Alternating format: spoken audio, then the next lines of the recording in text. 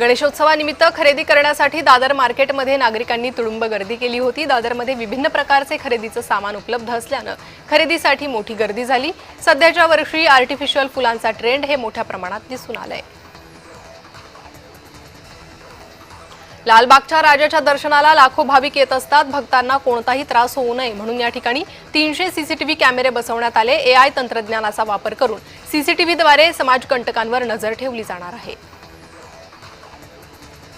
लालबागच्या राजाच्या दर्शनासाठी दरवर्षी जगभरातून लाखो भाविक गर्दी करतात। इच्छा पूर्ण करणारा गणपती म्हणून त्याची ख्याती आहे। चतुर्थीच्या पूजाआधीच भाविकांनी राजाच्या दर्शनासाठी लांब रांगा लावल्या आहेत। लालबागच्या राजाच्या महाप्रसादाला मुंबई पोलीस आणि मुंबई महापालिकेचा विरोध आहे। लालबागचा राजा आणि अंबानी कुटुंबियांकडून रोज 1 लाख भाविकांना महाप्रसाद देण्यात येणार होता।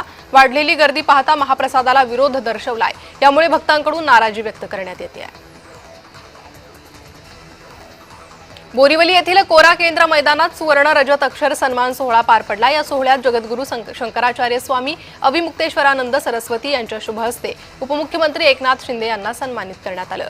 गोमातेला राज्यमातेचा दर्जा दिल्याबद्दल त्यांचं नाव पवित्र ग्रंथात सुवर्ण अक्षराने लिहिलं गेलंय। दरवर्षी मार्केटमध्ये नवे ट्रेंड येत असतात। सध्या मार्केटमध्ये गोल्ड प्लेटेड आर्ट वर्क खरेदी करण्याचा ट्रेंड आलाय। लोकांचा गणपतीत सोने खरेदी करण्याचा ट्रेंड दिसून येतोय। दिवसेंदिवस गणेश चतुर्थीच्या मुहूर्तावर सोने खरेदी करण्यासाठी लोकांची गर्दी होत असल्याचं मुंबईतील सोनारांनी सांगितलंय।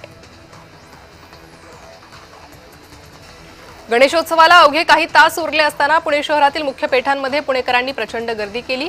पुण्यातील मंडई परिसर, शुक्रवार पेठ, रविवार पेठ, भोरियाळी परिसरात पुणेकर मोठ्या संख्येने जमले। बाप्पांसाठी लागणारा पूजेचं साहित्य, मखर सजावटीचं साहित्य खरेदी करण्यासाठी पुण्यातील मंडई मार्केटमध्ये रेलचेल बघायला मिळाली।